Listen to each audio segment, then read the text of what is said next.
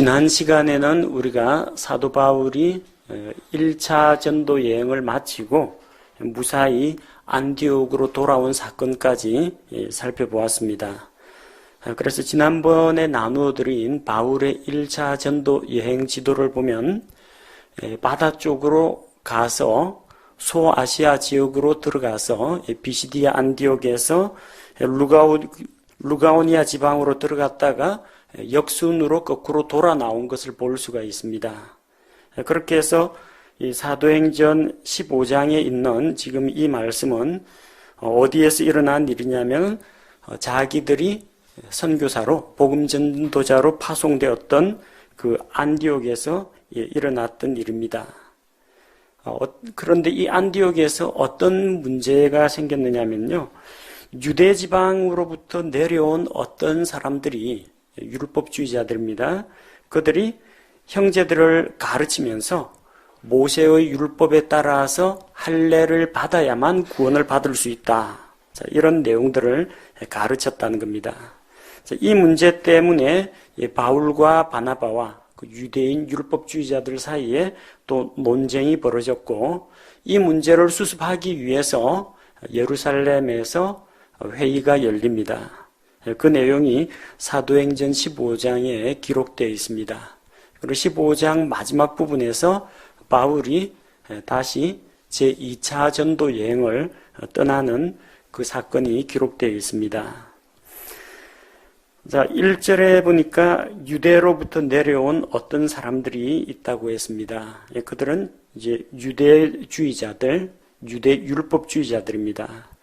그들이 안디옥까지 찾아와서 형제들을 가르쳤습니다. 가르치는 내용이 무엇이냐? 율법의 행위로 말미암은 구원을 가르쳤다는 겁니다. 지금까지 사도들이 전한 복음은 하나님의 은혜로 예수 그리스도를 믿음으로 값없이 받는 구원을 가르쳤습니다. 그런데 이 유대 율법주의자들이 모세의 관례대로 할례를 받아야만 구원을 받을 수 있다라고 가르침으로써 형제들을 교리적인 혼란에 빠뜨린 것입니다. 그런데 이 사람들은 유대 지방으로부터 내려왔지 유대 지방에 있는 예루살렘 교회가 파송한 사람들은 아닙니다. 그 내용은 우리가 나중에 24절에서 확인할 수가 있는데요. 이 사도들과 장로들이 안디옥에 내려간 그 유대인들에 대해서 뭐라고 기록하고 있느냐 하면, 우리에게서 나간 어떤 자들이, 또 우리는 그들에게 그런 명령을 준 적도 없다, 보낸 적도 없고 그렇게 가르치라고 명령한 적도 없고, 그들은 예루살렘 교회에 있다가 교회에서 나간 자들입니다. 왜 나갔겠어요? 하나님의 은혜의 복음이 선포되는 그 자리에 율법주의자들이 설 자리가 없었기 때문입니다. 그래서 이 사람들은 유대에 있는 예루살렘 교회에서 정식으로 파송된 사람들이 아니고, 그 교회에서 문제를 일으키고 나간 사람들이 곳곳에 다니면서 은혜의 복음 대신에 저주받을 행위복음, 율법을 통한 구원을 가르쳤던 것입니다. 그들이 예루살렘 교회에서 과연 쫓겨났는지 아니면은 믿음이 같지 않아서 자기 발로 걸어 나갔는지는 분명하지 않습니다. 다만 확실한 것은 같은 믿음이 아니기 때문에 함께 할 수 없었다는 것입니다. 그들을 가리켜서 우리는 율법주의자라고 부릅니다. 율법을 지킴으로 하나님 앞에서 의롭다고 인정받으려고 노력하는 자들입니다. 또 그 율법 가운데 대표적인 것으로 할례를 받고 유대교로 귀화해야 한다, 이것을 가르치기 때문에 할례주의자라고 부르기도 합니다. 곧 바꾸어 이야기하면 율법의 행실로, 율법을 지킴으로써 구원을 얻을 수 있다는 행위 구원을 주장하는 자들입니다. 자, 그래서 바울과 바나바와 바로 그 사람들, 율법주의자들 사이에 분쟁과 논쟁이 일어나서 이 문제를 수습하기 위해서 그 바울과 바나바와 자기들 중에 몇 사람을 예루살렘에 있는 사도들과 장로들에게 자문을 구하기 위해서 올려보내기로 합니다. 자, 교회가 그들을 그들의 길로 보냈습니다. 그래서 어디서 출발하느냐 하면은 지도상에서 이 안디옥, 지금은 전도 여행은 아닙니다. 예루살렘을 향해서 갑니다. 오른쪽에 안디옥이라고 보이죠? 빨간 점으로 표시되어 있습니다. 안디옥에서 남쪽으로 내려갑니다. 그래서 그들이 베니게라는 말은 페니키아를 이야기합니다. 두로와 시돈 지방이 있는 그곳이 페니키아입니다. 자, 지중해 연안을 따라서 안디옥에서 쭉 내려가면 두로와 시돈 보이죠? 그쪽으로 내려가고 더 내려가서 사마리아 지방에서 조금 더 내려가면 예루살렘이 나옵니다. 내려가는 길에 그들은 이방인들이 회심하고 하나님께로 돌아온 사실을 모든 형제들에게 알렸습니다. 그러자 그리스도 안에서 한 형제된 자들이 이방인들도 하나님의 은혜를 받았다. 이방인들도 구원의 복음을 받아들였다는 사실로 인해서 크게 기뻐합니다. 그리고 마침내 지도상에는 예루살렘까지는 안 나옵니다. 예루살렘에 도착했더니 교회와 사도들과 장로들이 그들을 영접했다. 그렇게 기록되어 있습니다. 교회와 사도들과 장로들이라고 했는데요. 교회는 이 예배당 건물을 말하는 게 아닙니다. 교회가 무슨 예배당 건물이 어떻게 사람을 영접하겠습니까? 이 교회라는 것은 예수 그리스도를 믿고 구원받은 성도들의 회중을 이야기합니다.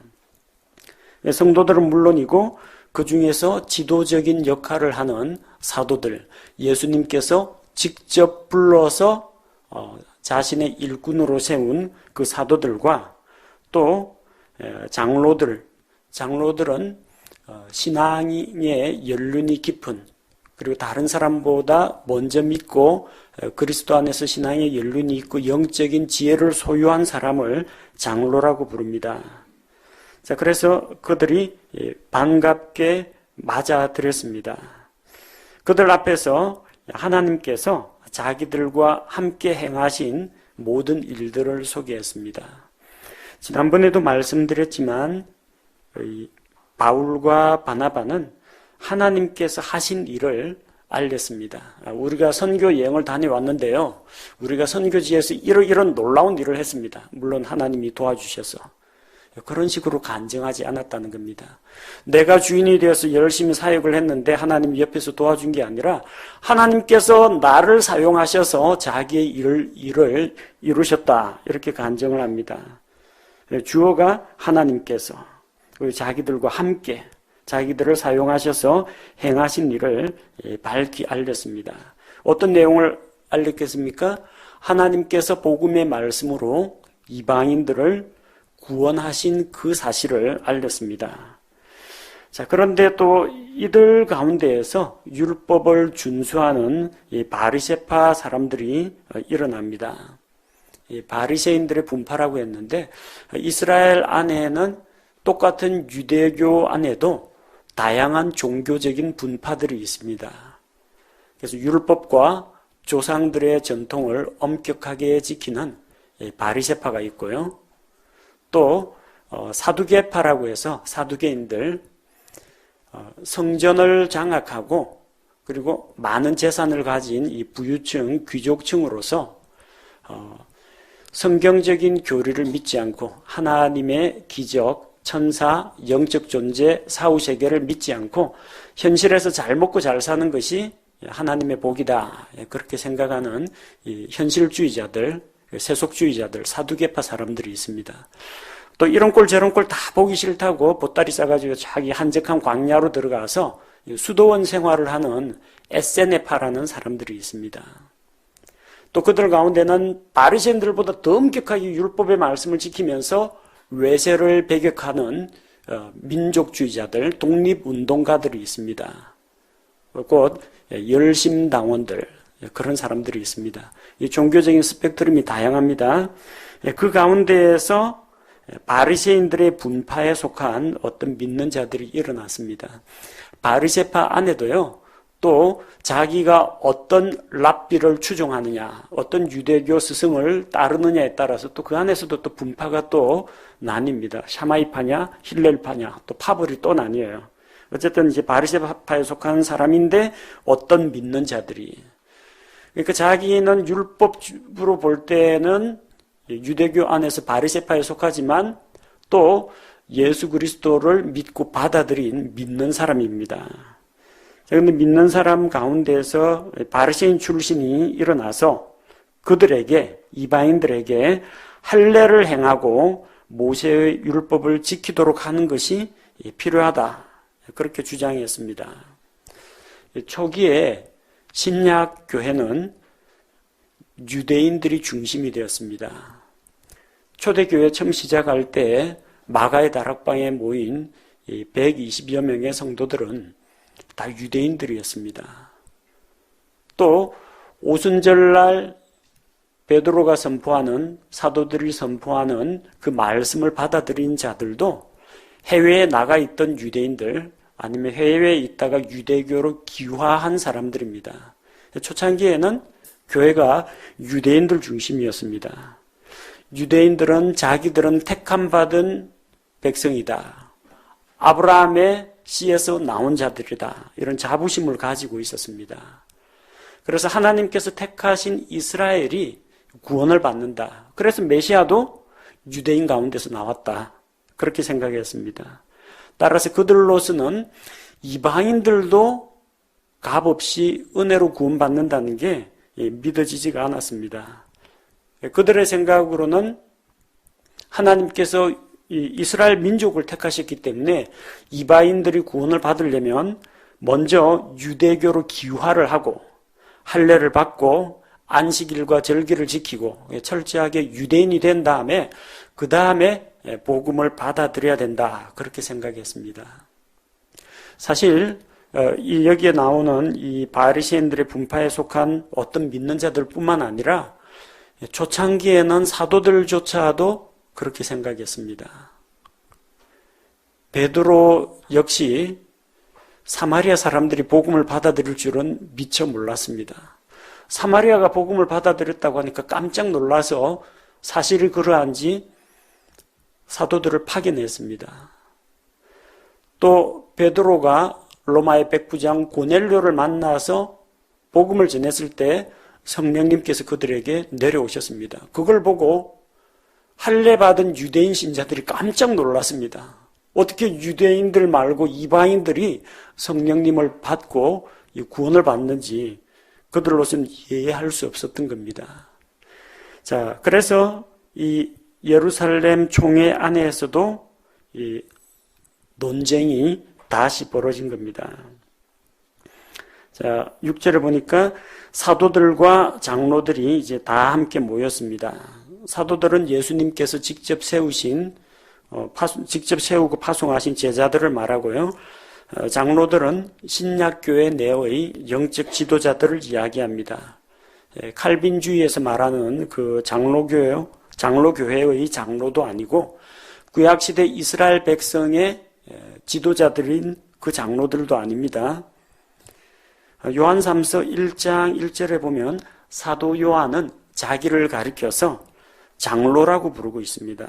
장로는 극진히 사랑하는 가이오, 곧 내가 진리 안에서 사랑하는 자에게 편지한다. 이렇게 기록하고 있고, 베드로도 베드로전서에서 자기 자신도 장로요, 예수 그리스도의 고난의 증인이라고 이야기합니다.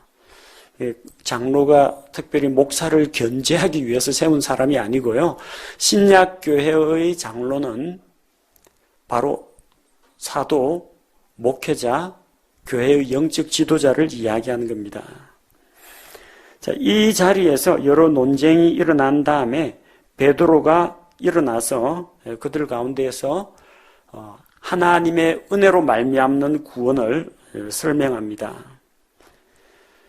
베드로는 이방인들도 복음의 말씀을 듣고 믿게 된 그 사건, 바로 사도행전 10장에서 고넬료 가정이 회심하고 돌아온 사건을 소개했습니다. 그래서 실제 그는 그 사건의 목격자입니다. 하나님의 말씀을 선포했을 때 그 복음의 말씀을 받아들인 자들에게 성령님께서 임하시는 것을 자기 눈으로 직접 목격했습니다. 자기들뿐만 아니라 자기와 함께 있던 유대인 형제들, 할례받은 그리스도인들 역시 그 사실을 목격했습니다. 그래서 베드로의 주장은 무엇입니까? 하나님께서 우리에게 성령님을 주신 것처럼 이방인들에게도 똑같은 성령을 주셨다. 또 하나님께서 이방인들을 더럽다, 부정하다 하지 말고 받아들이셨다. 우리와 이방인들 사이에 아무런 차별도 두지 않으셨다는 겁니다. 베드로가 직접 경험한 겁니다. 환상 가운데에서 하늘에서 보자기에 쌓인 것이 내려오는데 그 안에 땅 위에 있는 각종 여러 가지 짐승들과 날개 달린 것들, 이런 것들이 있는데 율법에 의하면 먹지 못할 짐승들도 그 가운데 있었습니다. 하늘에서 소리가 나서 베드로야 일어나서 잡아먹으라고 하는데 베드로는 율법의 말씀에 더럽고 추하고 불결하고 부정한 것은 먹을 수 없다고 했습니다. 그러나 하나님께서는 하나님께서 깨끗하게 하신 것을 내가 더럽다 부정하다 하지 말라고 말씀하셨습니다. 그래서 9절 이야기는 하나님께서 그들이 비록 이방인들이지만 믿음으로 그들의 마음을 정결하게 하사 예수 그리스도의 단번 속죄를 믿는 그 믿음으로 말미암아 그들도 죄 용서받고 모든 부정한 것으로부터 정결케 되었기 때문에 우리가 그들을 차별 대우해서는 안 된다는 이야기입니다. 하나님께서 그들을 차별하지 않으셨기 때문에 우리도 그들을 한 형제로 받아들여야 한다는 이야기입니다. 자, 그런데 이제 너희가 어찌하여 하나님을 시험하여 우리 조상들이나 우리나 능히 매지 못하던 멍에를 제자들의 목에 두려고 하느냐 하면서 반문했습니다. 자기 조상들이나 그 유대인들이 메어야 했던 멍에가 무엇입니까? 율법의 멍에입니다. 구약시대에는 하나님을 믿는다는 그 믿음이 율법의 말씀에 순종하는 것으로 나타나야만 했습니다. 그런데 율법을 지킨다는 게 단순히 할례 받는다고 다 되는 게 아닙니다. 안식을 지켰다고 다 되는 게 아닙니다. 율법을 행하는 자는 율법의 각 조목조목을 다 지켜야 합니다. 만약 그 가운데 한 가지에라도 걸려 넘어지면 전체를 위반한 것이 됩니다. 쉽게 말하면 여러분이 대한민국 육법 전서에 기록되어 있는 법 가운데 단 한 가지만 어겨도 범죄자요 전과자가 되는 것과 마찬가지입니다. 온 율법을 지키다가 한 가지에 걸려 넘어지면 온 율법을 범하는 자가 되는 겁니다. 그런데 사람은 완전하지가 못합니다. 그 율법의 내용을 다 기억하지도 못하거니와 다 지키지도 못합니다. 만약 율법을 지켜서 할례를 받아서 안식일을 지켜서 하나님 앞에 인정을 받으려고 한다면은 나머지 율법도 다 지켜야 한다는 겁니다. 갈라디아서 5장 3절에 사도 바울이 이야기합니다. 내가 할례를 받은 각 사람에게 다시 증언하노니 그는 온 율법을 행할 의무를 가진 자니라. 할례를 통해서 율법을 지킴으로 하나님께 나아가고자 하는 자는 할례뿐만 아니라 다른 온 율법도 지켜야 할 의무가 있다는 겁니다. 근데 베드로는 어떻게 구원을 받았습니까? 베드로가 율법을 완벽하게 지켰습니까? 그렇지 않습니다. 다른 사도들은 어떻게 구원받았습니까? 율법의 행위로 받았습니까? 아닙니다. 예수 그리스도께서 십자가에서 피 흘려 죽으시면서 이루신 그 대속의 공로, 그것을 자기의 것으로 믿고 받아들여서 구원을 받은 것입니다. 사도들도 율법 다 못 지킵니다. 근데 자기들도 못하는 일을, 그 율법의 멍에를 유대교 교육이나 훈련을 받은 적도 없는 이방인들에게 율법의 멍에를 매게 하는 것은 부당하다는 이야기입니다.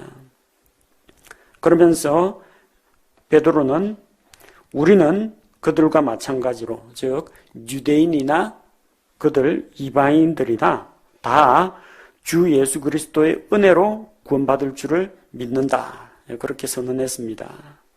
은혜가 무엇입니까? 은혜는 값없이 거저 주는 선물입니다. 받을 만한 값어치가 없는 자에게 값없이 베푸시는 하나님의 호의를 은혜라고 합니다.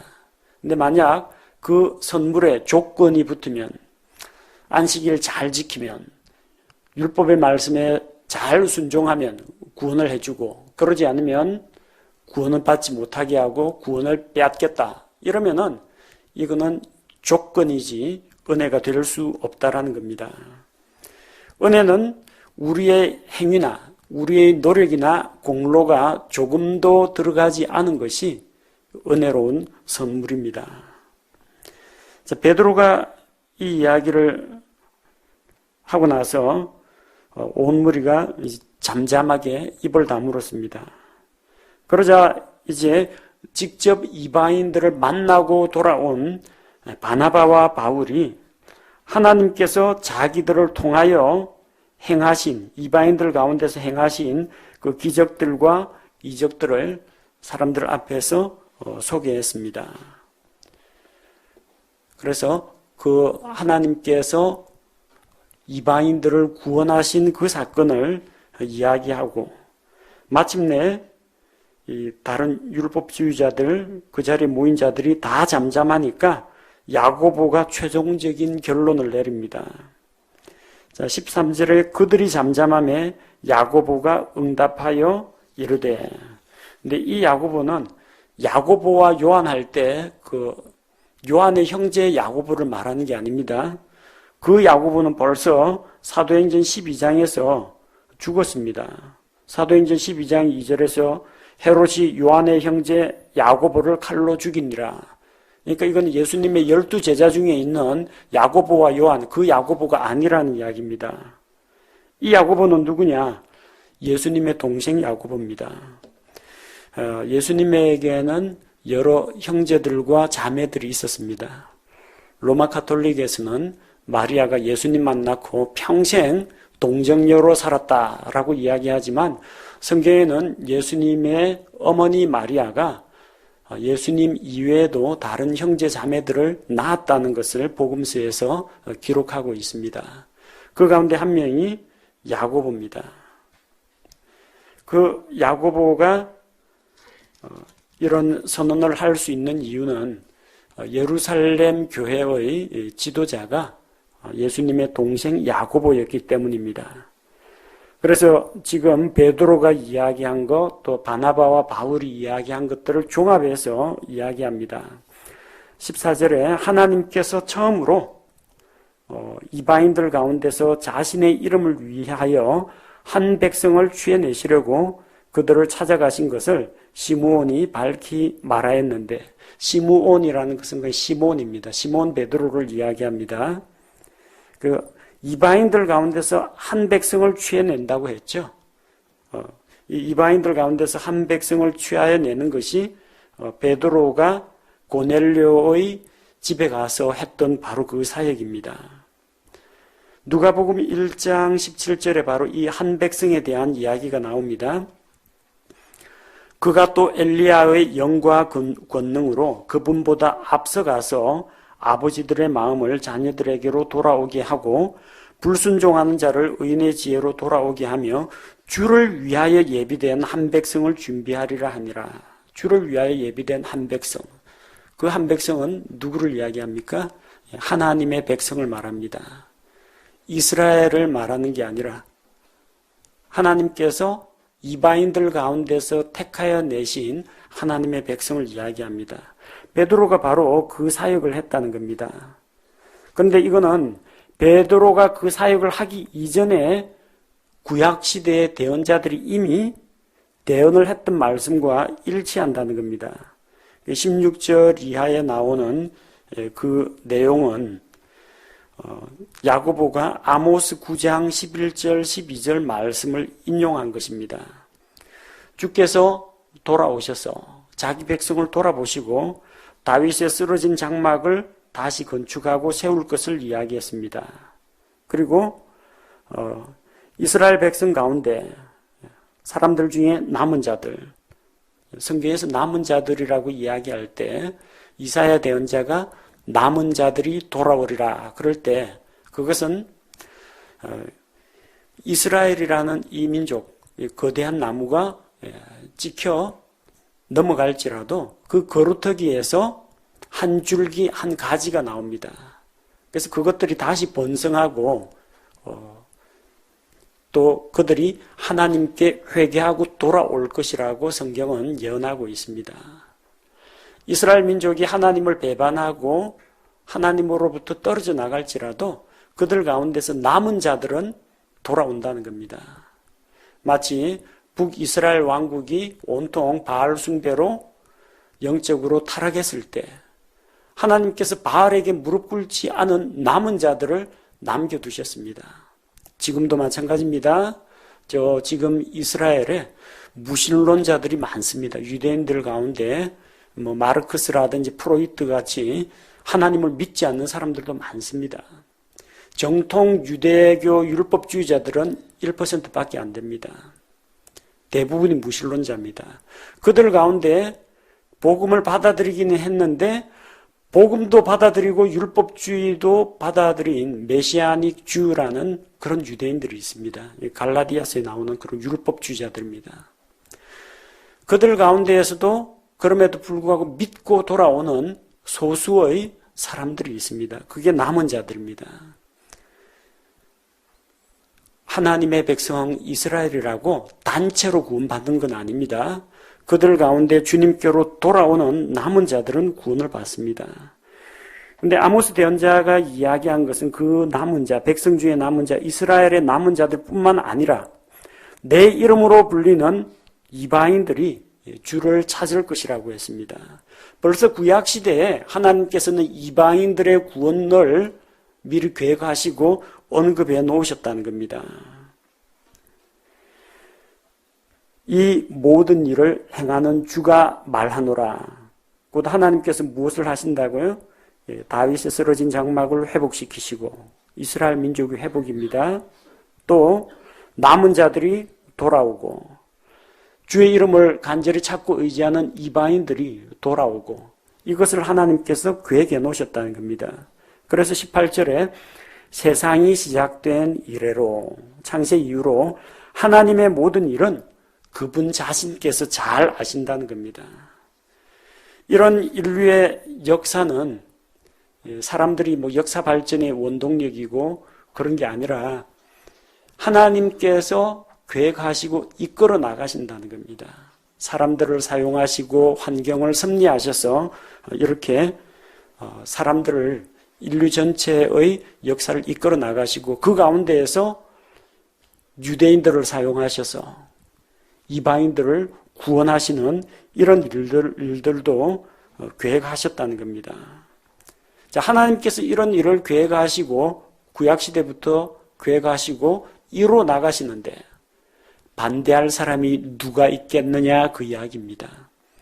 하나님께서 이방인들을 값없이 은혜로 받아들이시는데 너희 율법주의자들이 어떤 조건을 달아가지고 그들이 구원받아야 한다. 이런 식으로 어떤 구원의 카트라인 같은 것을 마음대로 정할 수 없다는 이야기입니다. 그 야고보가 내리는 결론이 무엇입니까? 그러므로 내 판결은 이러하니 19절에 나오는 야고보의 판결은 결론적으로 말해서 이방인들 가운데에서 하나님께로 돌아온 이방인들을 괴롭게 하지 말라는 겁니다. 그들에게 감당하기 어려운 율법의 짐을 지우지 말라는 겁니다. 구원이 무엇입니까? 마귀의 압제에서 자유하게 되는 겁니다. 죄의 사슬에서, 죄의 저주에서, 사망의 형벌에서 자유하게 되는 겁니다. 율법의 저주하에서 자유하게 되는 게 구원입니다. 그런데 그렇게 자유를 준다 해놓고 들어오니까 할례 받아야 된다, 안식일 지켜야 된다, 절기 지켜야 된다, 음식물은 가리 먹어야 된다, 별의별 거 다 해주면은 이게 무슨 자유냐는 겁니다. 속박 아래 또 다른 속박 아래 가두는 거 아닙니까? 실제 오늘날 많은 개신교회가 이런 동일한 잘못을 저지르고 있습니다.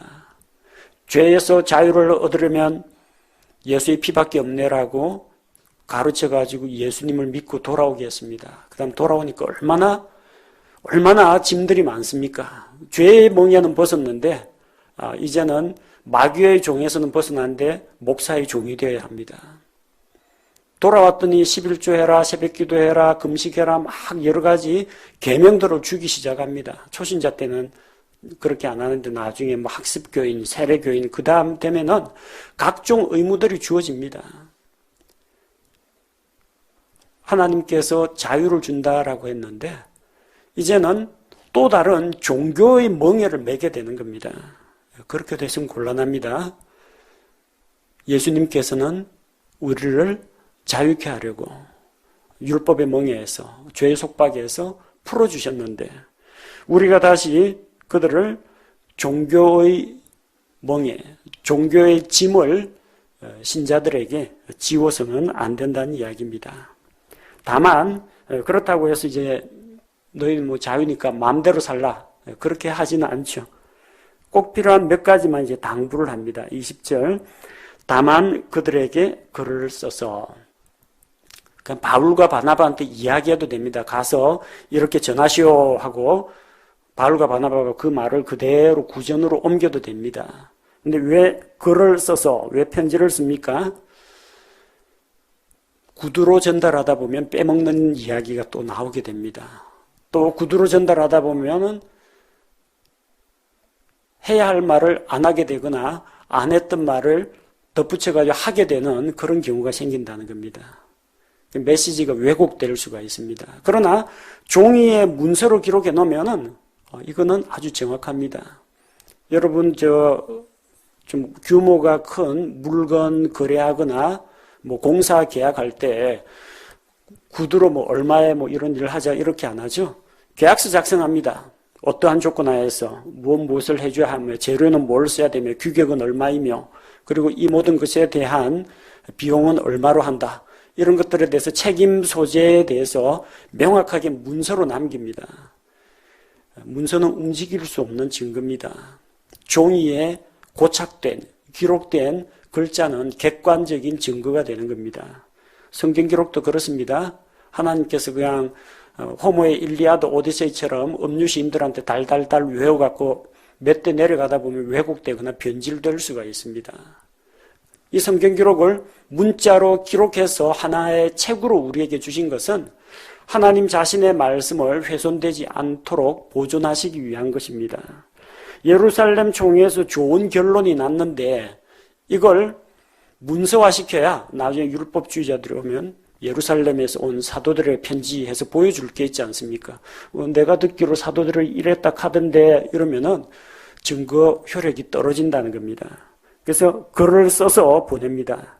몇 가지만 부탁했어요. 그들로 하여금 우상들에 들어온 것을 멀리하게 하자. 우상 숭배하지 말라는 겁니다. 그리고 음행과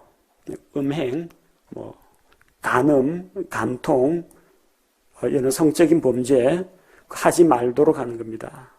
그리고 목매어 죽인 것 먹지 말고 피를 멀리하게 하자 이런 겁니다. 우상들에 들어온 것을 멀리하라는 것은 당연한 이야기입니다. 하나님을 믿으면서 우상을 섬기고 이 두 가지를 믿을 수는 없습니다. 우리는 하나님의 종이 되거나 마귀의 종이 되거나 둘 중에 하나입니다. 태도를 분명히 해야 됩니다. 하나님을 믿고 예수 그리스도를 믿고 하나님께로 돌아온 자들은 우상 숭배를 당연히 피해야 합니다. 우상들에 들어온 것이라고 했는데 우상 자체가 사람을 영적으로 더럽게 하는 것이기도 하지만 29절에 다시 언급된 것처럼 우상들에게 바친 음식이라고 되어 있죠. 29절에는 우상의 제물을 먹지 말도록 하는 겁니다. 먹는다고 해서 구원이 취소되거나 그러진 않습니다. 그러나 그리스도인이라고 하면서 저기 신전에 가서 거기서 먹고 마시는 거 보면 누가 봐도 믿는 사람인가 안 믿는 사람인가 오해를 받을 수가 있기 때문입니다. 이건 구원의 문제가 아닙니다. 그리스도인의 선한 행실의 문제라는 겁니다. 두 번째는 음행의 문제입니다. 유대인이나 이방인이나 다 동의합니다. 안 믿는 사람들도 다 동의합니다. 그래서 이거는 누구나 인정할 만한 것들입니다. 십계명에 나와 있기 때문에 음행을 하지 말라 그러는 게 아니라 너희가 예수 그리스도의 복음을 받아들이고 믿고 구원받았다면 거기에 대한 합당한 행실을 하라는 겁니다. 그 다음에 이제 목매어 죽인 것을 먹지 말라는 것은 짐승을 죽일 때 유대인들은 칼로 이 목을 그어가지고 피를 뽑아냅니다. 심장에서 피가 콸콸 쏟아지겠죠. 그리고 오랜 시간 매달아 두어가지고 핏방울을 다 빼고 피를 뺀 고기를 먹습니다. 그렇게 하는 이유는 창세기 9장에서 하나님께서 피는 생명이라고 하셨기 때문입니다. 육체의 생명은 피에 있다. 피를 먹지 말라고 했습니다. 피는 어디에다 써요? 죄를 속하기 위해서 하나님께 희생 제사 드릴 때 사용했습니다. 근데 목매어 죽이게 되면요, 목매어 죽이면은 피가 밖으로 빠져나가지 못하고 그대로 몸 안에서 피가 굳고 부패하게 됩니다. 산소 부족으로 죽은 피가 온몸에 퍼지게 됩니다. 이때 피가 굳어버리면 빼려도 잘 빠지지가 않습니다. 그 네 번째 나오는 것하고 같이 이어지는 내용입니다. 피를 멀리하게 하자는 것이라. 육체의 생명은 피에 있으므로 피가 혼을 위하여 속죄하느니라. 레위기 17장 11절 말씀처럼 피는 육체의 생명이므로 먹지 못하게 한 것입니다. 자, 이 모든 것들은 구원과 관련된 것이 아닙니다. 여러분 선지해장국 먹었다고 해서 구원을 잃어버리거나 예수 안 믿는 사람이다 그렇게 말할 수는 없습니다. 다만 주변에 있는 사람들, 그 사람들 앞에서 선한 간증을 내보이고 또 이 당시에는 바울과 바나바가 찾아다니면서 어디에서 복음을 전했습니까? 회당에서 복음을 전했습니다. 회당에는 유대인들도 있고 이방인들도 있습니다. 그렇기 때문에 이방인 신자들이 유대인들 보는 앞에서 피를 먹거나 이런 거 보면 교회 안에 분열이 생깁니다. 다른 유대인 성도들에게 덕이 되지를 않습니다. 그런 이유 때문에 먹지 말라고 하는 겁니다. 이거 먹었다 해가지고 지옥에 떨어질 만한 그런 중죄는 아닙니다. 왜 이 네 가지를 언급했느냐면 21절에 옛적부터 모세에게는 각 도시에서 그를 선포하는 자들이 있었다 기록되어 있는데 흩어진 유대인들이 곳곳에 회당을 세우고 이 모세 율법을 그 도시에서 낭독을 하고 사람들에게 알리는 일을 했습니다. 그렇기 때문에 모세 율법에서 대표적으로 금하고 있는 우상숭배, 음행, 목매어 죽인 짐승, 피를 먹는 거 이런 것들을 주의하면은 주변 사람들에게 걸림이 될 만한 것이 없다라는 이야기입니다. 이미 안식일마다 회당에서 이 모세 율법이 낭독되었기 때문에 이런 조항들은 유대인들뿐만 아니라 이방인들에게도 알려졌기 때문에 이방인들도 이런 거 해서는 안 되는구나 하고 자기들도 알기 때문에 그들이 충분히 쉽게 받아들일 수 있는 그런 내용이라는 겁니다. 다시 한번 말씀드리지만 이거는 구원의 문맥은 아닙니다. 구원은 어떻게 받아요? 이 네 가지를 지켜서 구원받는 거 아닙니다. 십계명 지켜서 구원받는 거 아닙니다. 구약성경에 나오는 613가지의 율법 조항들을 다 지켜서 구원받는 거 아닙니다. 구원은 하나님의 은혜로 예수 그리스도를 믿음으로 구원을 받습니다. 다만 구원받은 그리스도인으로서 다른 사람들 앞에서 본이 되고 다른 사람에게 어떤 혐오감이나 다른 사람들로부터 손가락질 받을 만한 그런 일을 하지 않으므로 우리가 사람들 앞에서 하나님 앞에서뿐만 아니라 사람들 앞에서도 걸림이 되지 않는 그런 신앙생활을 해야 한다는 이야기입니다. 사도행전 15장 전반부에 보면은 예루살렘 교회에서 떨어져 나온 어떤 사람들이 여기저기 다니면서 자기들이 가지고 있는 율법주의 사상을 전파시켰습니다.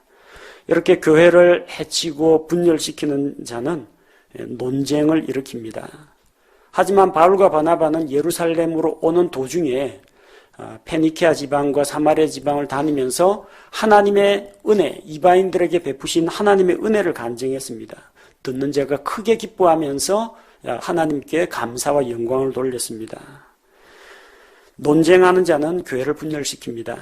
그러나 하나님께서 하신 일을 선포하는 자, 하나님께서 이루신 놀라운 일을 간증하는 자는 주변 사람들에게 은혜를 끼칩니다.